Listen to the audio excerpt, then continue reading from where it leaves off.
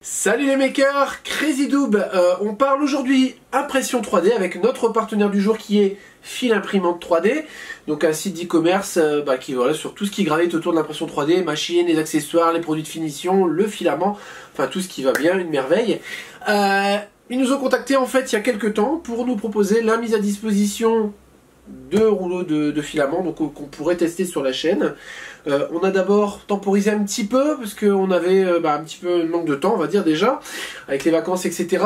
Et également on avait une machine imprimante 3D qui n'était pas équipée en conséquence, en fonction en tout cas d'un des matériaux qu'on voulait imprimer. Donc voilà, les filaments sont arrivés, donc ils ont eu la gentillesse de nous mettre à disposition un rouleau de filament flexible noir, voilà, donc en TPU 98A. Donc on part toujours sur du 1,75 mm, ce qui équipe notre machine. Donc un rouleau de 500 grammes. Également un rouleau de PLA bois clair. Donc voilà, ce sont des filaments que j'ai choisis. Je voulais tester, voilà, voir un petit peu le rendu. J'ai pas encore testé de matériaux particuliers. Jusqu'à l'instant, PLA, ABS, divers ABS avec de plus ou moins bonne qualité. Parce que je fais principalement des pièces techniques. Très peu de pièces d'art, très peu de pièces flexibles. Donc voilà, c'est vraiment l'occasion de découvrir d'autres matériaux. Et enfin, un PTEG carbone. Donc ça faisait très longtemps que je voulais le tester. J'ai jamais eu l'occasion de tester ce genre de matière. Apparemment, ça fait des miracles. C'est léger, c'est costaud. Enfin, voilà, je voulais vraiment le tester. Donc voilà, Fil Imprimante 3D a eu la gentillesse de nous fournir ces rouleaux. Je précise toujours, comme d'habitude, pour les réfractaires au partenariat, je n'ai aucune obligation, voilà, je vais tester vraiment objectivement comme d'habitude les produits. Je n'ai aucune contrepartie autre que les filaments qui nous ont été proposés. Donc voilà, on va tester ça ensemble et puis voir un petit peu ce que ça donne. Avant d'évoquer avec vous les matériaux, j'aimerais vous faire part de mon ressenti concernant les échanges que j'ai pu avoir avec l'enseigne. C'est la première fois en échangeant avec une marque d'e-commerce comme ça que je bénéficie d'autant de suivi et d'autant de conseils.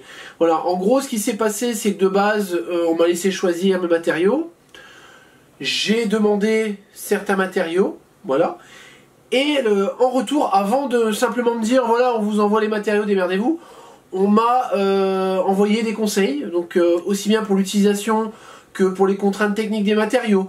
On m'a indiqué le type d'extrusion dont j'allais avoir besoin sur la machine. Donc si c'est un système avec un extrudeur déporté, donc un type Bowden, ou un direct drive, donc avec le moteur directement au niveau de la tête d'impression. Le type de buse que je vais devoir utiliser, parce que c'est vrai qu'il y a certains matériaux qui sont un peu abrasifs pour la buse. Enfin, voilà, différents conseils voilà, pour me permettre vraiment d'utiliser au mieux les matériaux. Donc ça c'est vraiment un point ultra positif et clairement c'est la première fois que je bénéficie de ce genre de suivi avec une enseigne. Même dans le cas des partenariats que j'ai pu avoir jusque là. La petite chose en plus c'est également, bon c'est un petit détail mais voilà je trouve ça c'est sympa. Ils fournissent en fait dans le colis une petite liste des matériaux.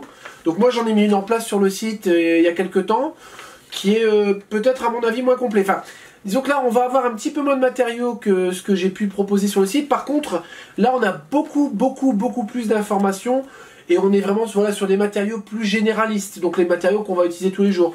Donc ça c'est vraiment un petit plus. Donc cette liste là elle est présente sur le site également, donc je mettrai un petit lien dans la description, vous pourrez le retrouver. J'ai aussi beaucoup apprécié, alors c'est pareil c'est du détail, moi c'est mon côté un petit peu préservation de l'environnement. On fournit dans le carton en fait une petite fiche qui s'appelle les 7 pistes pour réduire sa consommation de filaments. Donc ça je trouve ça vraiment bien, je vais juste vous lire les titres, voilà après le reste vous comprendrez vous-même. Il vous invite à bien prendre soin des bobines, donc les stocker dans les bonnes conditions, etc. On sait que le PLA c'est sensible à l'humidité, etc. Enfin, comme le PVA, comme d'autres. Tolérer l'imperfection, donc c'est vrai quelquefois on a tendance quand on a une petite bulle sur une pièce à jeter la pièce. Voilà, il y a des solutions pour améliorer ce petit défaut et puis éviter du coup de jeter du plastique inutilement. Imprimer utile, voilà, arrêtez de sortir des petits bateaux à tour de bras, des conneries dans tous les genres. Même si aujourd'hui on va le faire un petit peu pour tester les matériaux, mais c'est vrai que voilà la première chose qu'on fait quand on reçoit une imprimante 3D, c'est d'imprimer des quantités de conneries qui finissent finalement à la poubelle. Voilà, envisagez l'impression 3D vraiment comme une production d'une pièce Et du coup, on a voilà, malgré tout un impact environnemental en termes de plastique. Ils invitent également à réduire l'infill, donc le remplissage des pièces. C'est vrai qu'on a toujours tendance à blinder le pourcentage de remplissage des pièces, pour des pièces qui ne sont pas forcément mécaniques. Hein. Je veux dire, si on fait une petite statuette qui va être posée sur un meuble, forcément, on va pas aller le charger en plastique inutilement. Voilà, limite une coque vide, si le réglage est bien fait, ça peut tout à fait fonctionner. Ils invitent également à passer au gros conditionnement, forcément, on va avoir moins de plastique, moins d'emballage, c'est logique. Voilà, on parlait à l'instant de remplissage, etc. Ils invitent également à imprimer des coques plutôt que des pièces closes. Voilà, il y a certaines pièces, si jamais elle est posée, c'est inutile d'avoir un remplissage par en dessous. La statuette, on peut très bien l'envisager complètement vide. Et pareil, opter pour la bonne technologie. Voilà, si on a des pièces avec différentes couleurs, plutôt que de générer des supports, etc. sur chaque couleur et avec les contraintes techniques que ça joue, voilà, envisager plutôt une imprimante avec deux couleurs, 3 couleurs. C'est sûr que c'est un coût, mais voilà, c'est pareil, ça diminue également l'impact, puisqu'on va pas avoir à chaque fois les radeaux, etc., qui sont des éléments qui partent à la poubelle. Voilà donc comment se présentent les rouleaux de filaments, donc sur une bobine en carton. Donc ça, je trouve ça plutôt bien en termes d'environnement, toujours. Le carton étant plus facilement recyclable que le plastique, donc même si c'est du carton collé, voilà, ça se recycle quand même beaucoup plus facilement qu'un gros rouleau de plastique chargé de produits pétroliers. On retrouve sur chaque rouleau donc la désignation du fil, forcément la marque, donc là on est sur du Daily Fil. Donc on est ici sur du TPU 98A noir, donc un filament noir flexible. Voilà, donc c'est pas le plus flexible qui existe, mais on a déjà une très bonne flexibilité. Donc rouleau de 500 grammes, diamètre à 75, et on a un rappel également des températures. Donc ça, je trouve ça très bien également, parce qu'on n'a pas toujours les températures d'afficher, et quelquefois on est un peu obligé de chercher. Là voilà, il n'y a pas d'oubli possible. Voilà, donc j'ai déjà installé le rouleau sur ma CR10 qui a été modifiée, on ne la présente plus, on la connaît très bien sur la chaîne. Donc il y a des contraintes techniques, je vous en parlais tout à l'heure, pour le filament flexible, on évite normalement l'extrusion, enfin l'impression en Bowden, donc en Bowden avec le petit extrudeur déporté et la buse qui est seule à bouger. Pourquoi? Tout simplement parce que le filament flexible va venir se tasser un petit peu en fait dans le tuyau Téflon et également au niveau de l'extrudeur, et ça peut générer des problèmes, notamment la buse qui se bouche, etc. Autre chose, au niveau de l'extrudeur, donc vraiment dans la partie mécanique et d'entraînement, on peut avoir également le filament qui va venir se plier. Voilà donc pourquoi je n'ai pas de souci, en tout cas pour la partie mécanique. J'ai des petits renflements en fait sur l'extrudeur qui évite justement au filament de venir s'arc-bouter à l'intérieur et du coup de plus être entraîné vers l'extrudeur.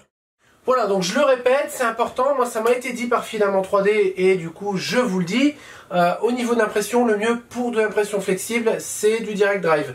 J'ai déjà testé forcément avant de vous présenter le produit pour pas me prendre un gros four devant vous, ça fonctionne même très bien, mais voilà, il faut prendre en compte ces petites contraintes. Et si jamais vous avez des soucis, bah voilà, pas le paguer à un fil imprimante 3D et leur dire vous m'avez vendu de la merde, non, voilà. Il faut vraiment techniquement avoir un extrudeur direct. Voilà, j'ai donc préparé un fichier que j'ai récupéré sur Thingiverse, voilà, une petite courroie, donc Timing Belt GT2, un diamètre 80 mm, donc vous le téléchargez en 60, 80 ou 100 mm. Au niveau du procédé de fabrication, j'en suis encore à découvrir un petit peu, donc forcément il va falloir tolérer quelques petites erreurs. Donc au niveau de la température, j'ai réglé ça à 240 degrés, a priori il peut être imprimé entre 235 et 250. Je suis pas allé à la température maximum, j'imagine que c'est pas nécessaire. Au niveau des couches, je me suis réglé à 0,20. Là en l'occurrence, on est sur une pièce de précision, j'ai plutôt me régler sur 0,15.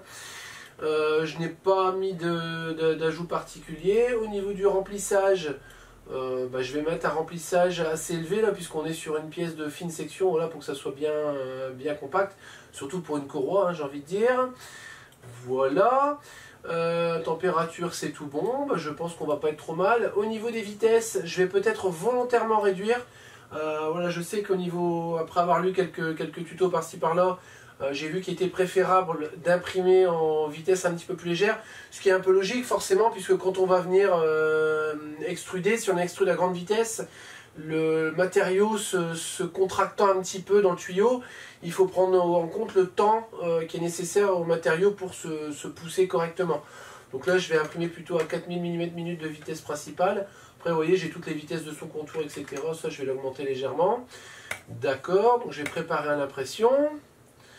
Voilà. Donc là, mon imprimante avec Octoprint est déjà allumée, il n'y a pas de souci. J'ai d'ailleurs une petite fonction fort sympa que je ne vous avais pas encore présentée.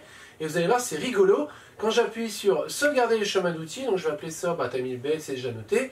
Quand j'enregistre, mon imprimante 3D s'allume toute seule. Voilà, et l'impression est lancée automatiquement. Donc ça, en fait, vous cherchez un petit peu sur Internet. Au pire, je mettrai peut-être un petit lien dans la description. Vous utilisez en fait un petit exécutable qui s'appelle Curl, qui permet d'envoyer en gros une commande réseau à l'imprimante et de lancer directement l'impression. Donc ça, c'est plutôt très sympa. Voilà, je profite de cette petite vidéo aussi pour vous faire savourer le silence qui émane de l'imprimante. On entend juste le petit couinement de la buse sur le filament flexible.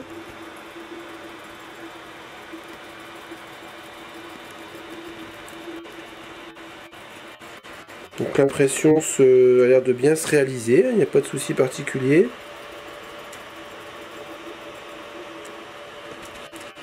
On va laisser terminer ça tranquillement.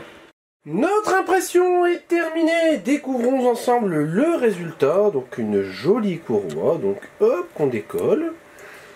Qui est souple. Forcément, puisqu'on utilise un filament souple. Donc on peut la retourner pour voir un petit peu le résultat. Donc pour avoir utilisé régulièrement de la courroie GT2, déjà en termes d'aspect, ça ressemble plutôt pas mal. J'ai envie de dire. On a quelque chose qui a l'air plutôt bien fini. Ce qu'on va faire, on va emmener ça sur le bureau et puis tester ça avec une petite poulie, et voir si ça fonctionne. Voilà donc ma super courroie avec deux poulies GT2, donc une 6 mm et une 10 mm, ce que j'avais en stock tout simplement. Je vais essayer de positionner du coup la courroie dessus. Écoutez, à première vue, ça a l'air efficace. Ça a l'air de tenir les dents, il n'y a pas de problème. Une petite élasticité, mais pas tant que ça. Là, en fait, je suis en train d'entrevoir mais pas mal de choses. Parce que si j'arrive à imprimer des petites courroies comme ça, ça me donne plein d'idées pour des projets. Ça me donne bien des idées. Je suis scié. Je suis scié. Voilà, donc impression en plus en Bowden, donc c'était pas gagné d'avance. Bon, après, sous certaines conditions, je le répète, mais voilà, ça fonctionne vraiment très bien. Ouais, une fois que c'est tendu, les dents sautent pas. C'est un bon point. C'est un très bon point même. Je profite du temps de chauffe de l'imprimante pour vous présenter le filament suivant, donc un PTEG carbone, comme je disais, naturel gris foncé, donc avec une température d'extrusion à entre 225 et 245 degrés. Les précautions avec ce filament là, elles sont un petit peu plus drastiques que sur le filament suivant. C'est-à-dire que le carbone, on sent que c'est un filament qui est abrasif, donc faire attention de ne pas trop faire frotter sur la machine.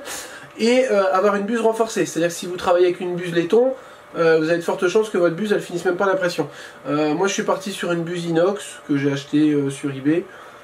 J'ai voulu faire le franchouillard, j'ai commandé une buse en France, inox, made in France, sur un vendeur eBay.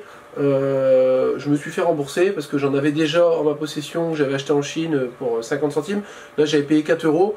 C'était la même qualité, la même merde, c'est-à-dire qu'avec une lame de cutter, j'arrivais à impacter l'inox. Un peu grossier pour de l'inox. Donc voilà, buse renforcée, idéalement du tungstène, mais le tungstène c'est 40 euros la buse. Donc voilà, à vous de choisir si vous voulez changer de temps en temps vos buses ou avoir une buse qui dure dans le temps. Pareil, avoir une extrusion, enfin une buse de 0,5 mm minimum pour éviter que ça se bouche, parce que les fils peuvent boucher également. Afin de pouvoir tester notre magnifique filament carbone, puisque c'est de lui dont il va s'agir maintenant, je vais réaliser une petite pièce que je vais pouvoir imprimer. Donc je vais imaginer une petite pièce qui pourrait être un support par exemple pour une caméra ou quelque chose comme ça sur un drone. On va donc faire un make. Voilà, ok. Ce que je vais faire, c'est supprimer une ancienne pièce ici. Voilà, basculer ma pièce à -90. Centrage et arrangement, voilà. Donc j'ai lu sur l'étiquette et puis sur mon petit tableau. Voilà, je vais reprendre le tableau même. Donc on me dit d'imprimer entre 240 et 260 et avoir un plateau chauffant au moins à 60 degrés.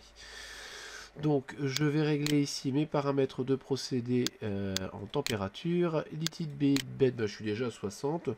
Je vais considérer que c'est suffisant. J'ai une pièce qui est pas trop fraîche, donc normalement il n'y aura pas de problème. Et en termes de chauffe, je vais plutôt mettre à 250 peut-être, pour être sûr d'être assez chaud. Au niveau des couches, je vais mettre une couche assez fine aussi. Quoique c'est pas le plus fin qu'on puisse faire, mais voilà, une couche assez fine. En termes de remplissage, du carbone, on sait que c'est un matériau qui est full, mais je vais pas non plus le surcharger à outrance. Je vais tenter à 50%. Voilà, on aura un petit peu d'air dedans, puisque le carbone, on a quand même des fibres. Allez, 60. Allez, soyons fous. Soit 55? D'accord, 55. Voilà, je pense qu'il n'y a rien d'autre à prévoir. D'accord. Voilà, donc j'ai pas, vous voyez, je débute vraiment avec d'autres matériaux. J'ai même pas de paramétrage en fonction de mes matériaux. Parce que là, ces derniers temps, je l'imprime pour ainsi dire qu'en PLA. Voilà. Je fais une préparation à l'impression. Et comme tout à l'heure, je vais sauvegarder directement. Donc, je vais appeler ça support carbone. Et on va du coup lancer l'imprimante en direct. Voilà, l'impression a commencé.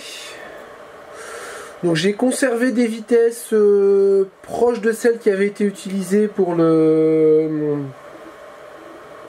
filament flexible. Je sais pas si c'est une bonne idée ou pas. En tout cas, c'est comme ça que j'ai fait. Donc on va le laisser travailler tranquillement, puis on verra le résultat. Voilà, donc notre impression de pièces au PTEG carbone est terminée. Donc je ne vous cache pas que c'était un petit peu plus compliqué que prévu. J'ai dû faire quelques tentatives. Donc je vous arnaque, je vous passe toutes les tentatives. Je vais juste vous donner les solutions qui m'ont permis d'imprimer. Donc comme on avait dit dès le départ, voilà, l'imprimante Bowden, c'est pas conseillé. C'est vrai, c'est vrai. Par contre, j'ai réussi à sortir une pièce en fait en jouant sur certains réglages. Donc j'ai augmenté l'extrusion. Donc j'avais une extrusion qui était réglée à 0,95 par rapport à mon réglage de machine. Je l'ai passé en 1,25, donc j'ai ajouté voilà forcément à peu près 25% d'extrusion. J'ai réduit la vitesse aussi, à savoir que le remplissage était à 80% de 4800 mm par minute. Donc voilà, j'ai descendu, j'ai réduit à peu près une moitié, un petit peu plus que la moitié. On va dire que j'ai réduit à 60% la vitesse de remplissage de l'intérieur de la pièce. Et du coup j'ai épaissi un petit peu la pièce également parce que j'avais une pièce d'1 millimètre. Là je suis passé sur 2 mm d'épaisseur parce qu'on avait quand même un petit problème à ce niveau là. Voilà, je pense que peut-être pas le secret parce qu'on va me dire non c'est pas vrai. Voilà, je veux dire que la solution pour éventuellement imprimer du carbone sur une Bowden, ça va être voilà, de réduire les vitesses. Vitesse et puis augmenter un petit peu l'extrusion pour forcer un tout petit peu et d'avoir aussi un bon extrudeur hein, bien évidemment parce que sinon c'est juste pas possible. Du coup on ressort une pièce qui est plutôt pas mal. Il y a finalement très peu de défauts. Bon, il en reste quelques-uns parce que voilà, j'ai pas respecté la consigne, je vais dire. Hein. Mais voilà, je voulais quand même essayer. Voilà, je suis un peu têtu hein, là-dessus. J'ai également aussi, oui, j'y pense, j'ai augmenté légèrement la température d'impression. Je suis passé à 260 degrés. Donc le résultat, c'est une pièce qui est effectivement très légère, mais bon, ça c'est déjà le cas avec une impression 3D classique. Voilà, la pièce est bien refroidie, donc ce qu'on va faire c'est un test tout bête, hein, puisqu'on est sur du filament carbone, c'est voir si ça a vraiment un intérêt mécanique par rapport à de l'ABS ou du PLA. Donc en termes de flexion, voilà. Je suis pas convaincu. Je ne suis pas convaincu. Voilà, pour moi le seul intérêt, après il y en a d'autres hein, bien évidemment, mais pour moi le seul intérêt de la matière, c'est réellement de faire ce genre de petites pièces, voilà, des pièces très légères, très fines, mais qui sont solides. Là en l'occurrence, sincèrement, pour avoir imprimé de l'ABS ou du PLA, on n'a pas la résistance réelle du carbone, ce qui est assez logique hein, au final, puisque là on a vraiment que des fibres, donc tout de la poussière de carbone si vous préférez, qu'habituellement une pièce vraiment en carbone, on va avoir des fibres qui sont longues et qui traversent vraiment la pièce, qui sont découpées, voilà, en fait c'est vraiment des feuilles mises croisées l'une avec l'autre, donc voilà, des longues fibres, donc quelque chose de résistant. Je ne suis pas persuadé de l'utilité, si ce n'est après le rendu. C'est vrai qu'on a un rendu qui est plutôt très joli. Voilà, on a une couleur un peu qui peut rappeler effectivement un peu le carbone. Voilà, pour le côté esthétique, pourquoi pas. Après, pour le côté mécanique et utilisation carbone à proprement parler, pour du modélisme ou autre, non. Dernier matériau que l'on va tester, le PLA bois, donc toujours des Lifill. Je vais préciser, fabrication Pays-Bas, donc européenne, donc je trouve ça plutôt pas mal. On n'est pas sur un produit fabriqué en Chine ou autre. Voilà, donc un filament bois clair. Donc c'est pareil, c'est la première fois que je l'utilise. Voilà, je vous dis, des filaments techniques, j'en ai jamais utilisé, tout simplement parce que je fais principalement des pièces mécaniques, ou en tout cas pour des projets concrets. Pas tellement pour de la déco. Donc le filament, le voilà. Donc on est encore comme sur le filament carbone, sur un filament qui est plutôt rugueux. Ouais, un aspect un peu rugueux, un aspect assez sympa. Il y a une petite odeur de bois d'ailleurs, c'est plutôt rigolo. On sent qu'il y a une petite odeur de bois. Donc je vais installer ça sur la machine, et puis après on va pouvoir faire un petit test. Voilà, donc la dernière impression sera surprise. Tout ce que je peux vous dire, ce sera une pièce assez haute. Donc c'est pas un Groot, hein, pour tous ceux qui font des recherches sur l'impression 3D, tout le monde fait des Groot. Je suis pas contre Groot, mais bon, j'en ai marre de voir des Groot un peu partout. Ce qui est plutôt agréable, c'est qu'il y a une petite odeur de bois dans l'air, pas désagréable, donc je sais pas si ça va pas devenir entêtant à force, mais bon, on verra bien. Voilà, donc on va laisser l'impression se terminer, puis vous aurez la surprise à l'arrivée. Notre impression bois est terminée, donc je l'ai déjà dépiotée, donc elle était imprimée tout simplement verticalement sur la machine. Les difficultés rencontrées avec la matière, bon, pas grand chose. Si ce n'est que j'ai dû augmenter légèrement l'extrusion parce qu'avec les particules ça avait tendance à faire des parois un petit peu fines. Un joli résultat, je dois dire franchement que la qualité d'impression est plutôt pas mal. Alors ce qui est rigolo, c'est que ça a même une petite odeur de bois, c'est plutôt sympa. On voit que même sur la très fine section, bon, en haut ça fléchissait un petit peu à l'impression, mais malgré tout j'ai réussi à avoir une pointe plutôt régulière. Donc plutôt sympa pour les Wingardium Leviosa, pour les fans d'Harry Potter. Enfin, voilà, non, une impression qui était plutôt facile. Impression en bus 0.5, et en termes de vitesse, etc. J'ai réduit légèrement aussi par rapport à un PLA classique.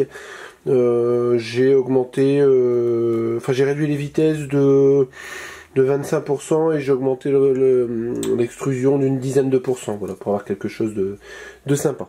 Voilà qui conclut cette vidéo de présentation des 3 types de filaments qui nous ont été gentiment confiés par Fil Imprimante 3D. Donc le filament flexible, le filament carbone ainsi que le filament bois. Donc pour donner un avis, même s'il est assez subjectif, le filament flexible, une merveille, vraiment une belle découverte. Voilà, un produit qui va me permettre de fabriquer des courroies, des petits amortisseurs, enfin j'ai déjà plein d'idées en tête. Le filament bois, un produit assez sympa également, voilà, pour des objets plutôt déco, hein, vraiment axé déco. En termes de mécanique ou autre, ça n'a pas grand intérêt. Par contre, voilà, pour effectivement faire des petits objets pour aménager votre intérieur, c'est plutôt sympa. Et pour ce qui est du filament carbone, bon, un avis un petit peu mitigé. Voilà, disons que j'attendais beaucoup du matériau, peut-être trop, vont me dire certains. Je pense qu'il peut avoir un intérêt effectivement pour des pièces mécaniques, de frottement, des choses comme ça, donc pour de la pignonnerie, etc. J'ai vu que ça s'utilisait beaucoup là-dedans. Après, pour de l'utilisation en feuille carbone, enfin en tout cas en plaque carbone, comme je l'avais envisagé, voilà, c'est pas du tout recommandé. En termes de résistance, voilà, c'est 0. Par contre, oui, effectivement, pour des pièces un petit peu plus grosses et des pièces mécaniques, je pense qu'effectivement, ça peut faire le travail. Merci beaucoup à Fil Imprimante 3D pour la confiance qu'ils nous ont accordée et puis pour nous avoir permis de réaliser ce test. Si vous avez des questions, des commentaires, n'hésitez pas à les laisser juste en dessous de la vidéo. Pensez également à visiter le site de Fil Imprimante 3D qui est juste derrière moi. Je mettrai le lien dans la description. Likez, partagez, parlez-le autour de vous, rejoignez la communauté Facebook, etc., etc. Et je vous dis à bientôt pour de nouvelles vidéos.